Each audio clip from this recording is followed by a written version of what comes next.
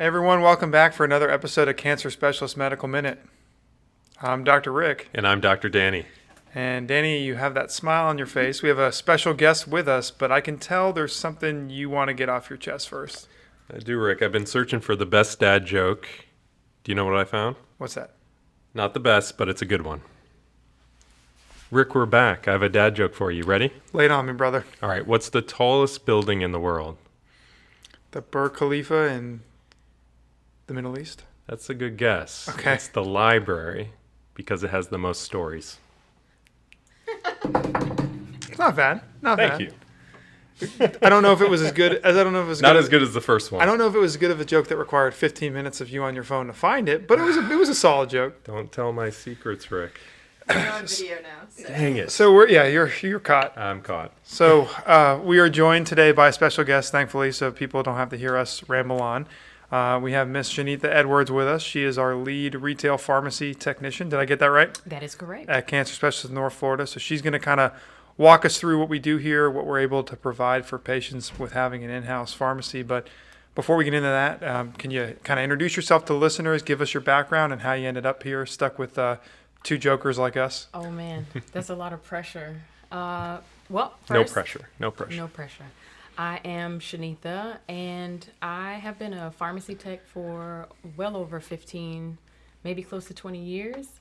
I love pharmacy. I love to help people. So I found my niche after working 10 years at the hospital. I came over to oncology, and I landed in a great place with a house full of physicians that love to serve their patients and conveniently have a pharmacy right in the middle. So what I would like to say about our pharmacy is we are a specialty pharmacy. We are able to fill prescriptions directly from the medical offices. And most times we are able to process fully without any kinks and work out all of the prior authorizations, anything that we would need to communicate back and forth from the offices. And if we are not contracted to fill with the offices through the insurance, then we're able to send it out to the preferred pharmacy. So we are sort of like a shortcut to being able to expedite prescriptions and get them out to our patients. We're happy to do that, and we would love to take in everyone's prescription, but we do know that with the insurances and the way they work, we're not able to service all prescriptions, but we're able to delegate where they go to cut down on the time to serve patients. Yeah, I think what I've been impressed with is I work at the Beach's office, and when you need a prescription for a patient, you give a phone call to the main pharmacy here, give them the patient information, and you guys have it sometimes the same day, kind of couriered over, whether that's a specialty medicine or sometimes you can get a medicine that's just a routine antihypertensive medicine or diuretic that we need to give a patient. And it's quick and it saves patients time to travel to a different pharmacy and go through that whole waiting period. That we have ways to get the medicine real quick and efficiently, and we might touch or go into this in more detail, but also at a lower cost a lot of the time. Absolutely.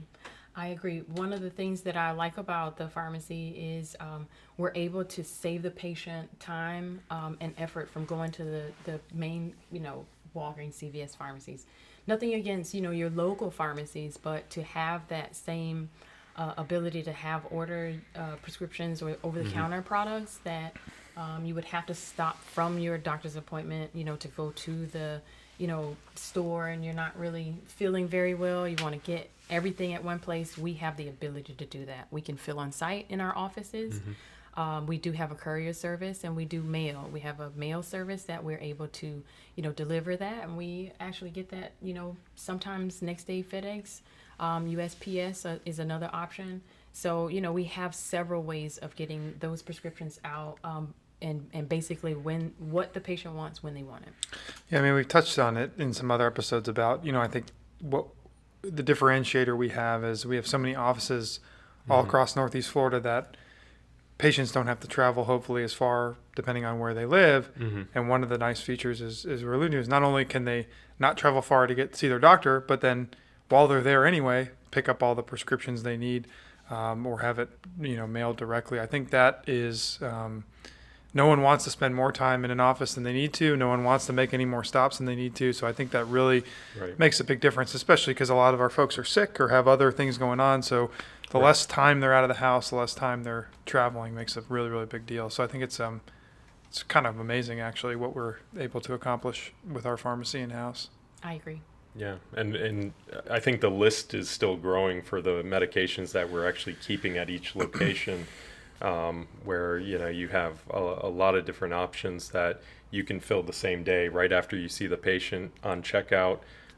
Takes a few extra moments, but you get that prescription ready and they go home. They don't have to make an extra half hour or sometimes hour stop at the neighborhood pharmacy, so that helps out quite a bit. And at least I can speak from the radiation side. One of the cool things is we've kind of customized some prescriptions that we use a lot as radiation oncologists, that if you sent it to a normal retail pharmacy, they're going to look at you like you have four heads because they don't fill it or they can't mix or they don't know what they're doing. So it's very neat. So patients, you can say, listen, not only is it right here, but this has been custom kind of made for what we want, what we're doing, and it's all prepared and ready to go. And it's, I think, makes patients, lives a lot easier. So it's neat as a physician to be able to kind of customize some of that. I don't know if you have as much of that. So Danny, is there anything on the MO side that you guys can kind of customize, or work outside of course, oral chemo drugs, but is there anything you guys use frequently that the pharmacy kind of has on stock? Yeah, I don't think we customize as much. I mean, some of the solutions that we give we just talked about head and neck cancers and some of the solutions that we give to treat symptoms during treatment.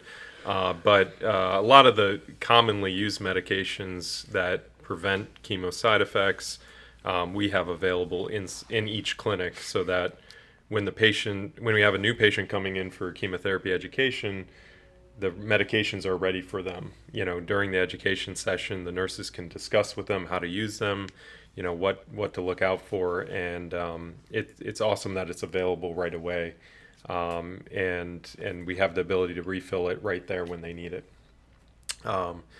And I'm interested, Shenitha, did you have specialty training at your previous job before coming over to Cancer Specialist? Or I did you not. learn the oncology trade here? Yes. Yeah. It was a definite learning curve. Yeah.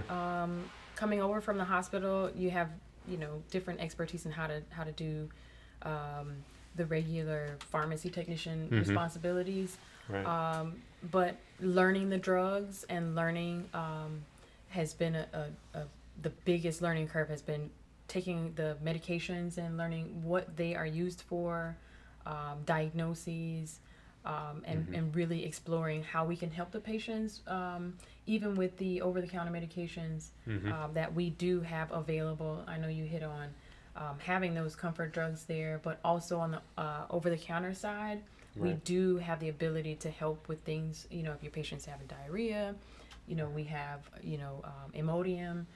Those types of things, the Miralax things for constipation that you would need on hand. Again, they're there for us to be able to utilize and give to the patient, so that if they have these types of things they're encountering, it's not I have to go to the store, I have to find somebody to go get it. It's a quick solution. It's in the office. Let's get it while we're here, and then, have it on hand. So.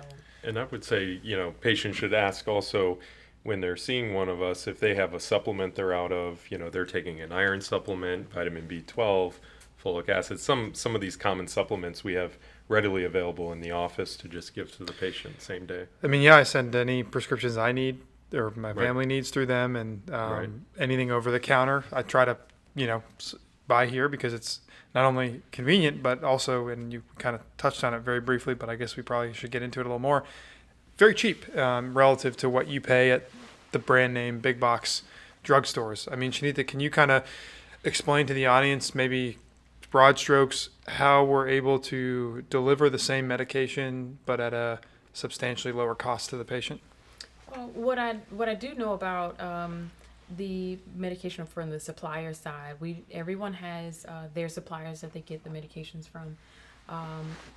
Now I have the perspective of seeing what we're able to purchase and how much we are getting from the supplier, and having that discretion, the ability to price match and offer, different lower costs to patients, and we're not charging service fees and just different things. If we can get it for, an affordable price, we will make it available in any way that we can. And we're not charging, so much more for the patient to be able to get that. It's about convenience and availability. So that's kind of the side that I see when I am ordering certain things for the patients and making them available. Right. And a lot of our patients are on expensive oral medications sometimes that require extra help to be able to afford these medicines. And so, we talk about the team approach that we take when we're treating patients. And if we get information from you guys that, hey, their copay is, extremely high, then we know to involve our social work team to look into grants and look into other ways we can get the medications more affordable for the patient. And sometimes even going through the different pharmaceutical companies to just look and see what kind of assistance packages they have to help patients. So, and we streamline all of that, so that the patient doesn't have to worry about it. Absolutely. What I want to add to that, and I'm glad you brought that up. One of the things that we have been able to do is we have a good social work team that we're able to reach out to kind of buffer the time for financial assistance, but we also too have access to the drug reps, and whatever programs that they may offer. If they have copay assistance, so we look for copay cards on all of our medications. So not just the oncolytics, we do have like the Eliquis copay cards and just different things for different drugs. So one of the beauties of what we do is we're able to see the prescriptions coming in. We're able to work through all the prior authorizations. If it's a financial burden, we're able to reach out to our connections to make sure that we are exhausting all of our efforts for the patient. And then cutting down that time because time is of the essence when we're treating patients in our area. Yeah, and I think at least I can just say anecdotally, almost all patients who I send to you guys end up coming back and saying, "Oh yeah, it was way easier, way less expensive than when I used to go through X, Y, and Z pharmacy." And because I think it's because we're more nimble, we're smaller, we have more boots on the ground, we have the connections in the community, like you mentioned. I think we're able to really go that extra mile for the patient, as opposed to, and it's not a fault of anyone, but when you're, your volume is a lot higher and you're having thousands and thousands of patients and you're filling all different types of prescriptions all the time, you may not know those little intricate details on how to kind of game the system, if you will, to figure it out. And just as a side plug for our research department, that's another thing to consider for patients when they're on research protocols. Thankfully, a lot of times the sponsoring company will pay for the medication, so patients don't have to worry about it there. So, yeah, there's just a lot of resources for patients these days. And obviously, as the cost of cancer care continues to kind of spiral in the wrong direction, any and all assistance, I think is invaluable. Right.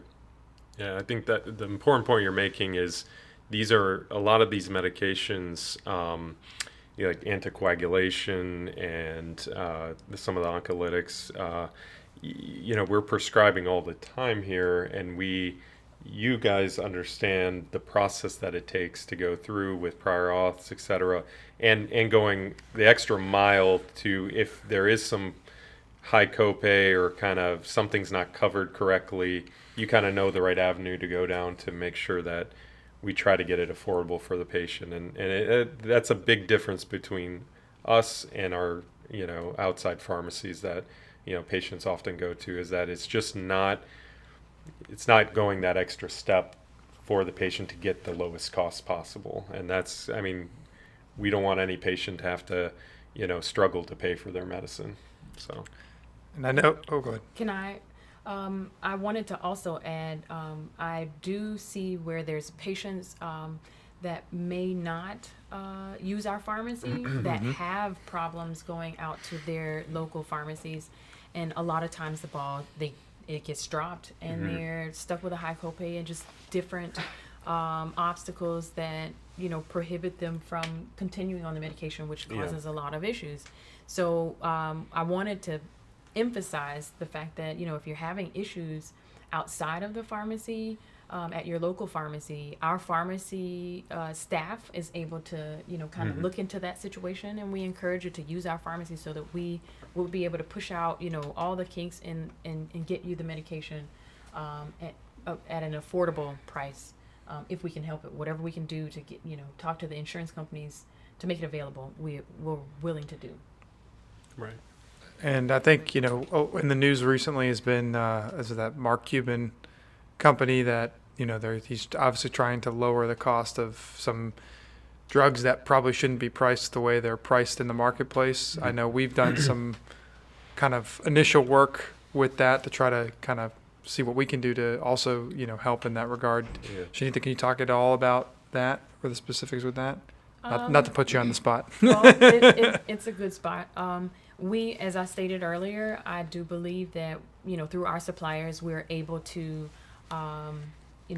seek out our supplier who is able to do that for us, and we cost match. So we're able to, purchase it at a lower cost. And if it's not comparable to, what's out there, in the market, we can definitely get it below cost from what we're experiencing now, where it will be affordable. There's no, like I said, affordability, no break in your treatment. We like to reach out to the patients to see, where they are and how best we can help. And since the Mark Cuban thing, we've been able to help quite a few patients move along that way. What were you talking about? There was what was it the other day? There was a drug that got sent out. What was that email? Yeah, imatinib. Yeah. Gleevec. Yeah, or the generic form of imatinib. We should talk. Yeah. So, our company, I think, looked at the, this kind of other pharmacy. I don't know the name. What's called Cuban's pharmacy. And looked at what they were charging for this generic form of Gleevec, which is a medication we use to treat chronic myeloid leukemia. And it now has a generic form that has come out and at a pretty low cost through another pharmacy. And we looked into that and saw if we could purchase the medication and supply it to our patients at a similar cost. And I think we were successful in doing that, right? We were successful. Yes, we were. So that's great news, because these medications, I mean, I remember in training, you look at all those oral medications we use for that particular form of leukemia, we're talking about $10,000+ per month cost of treatment. So, I mean, this is a significant benefit to patients that they can pay, 10, 20 well, it's times less. Less than what it's been on the market. It's a huge reduction in cost. Huge reduction.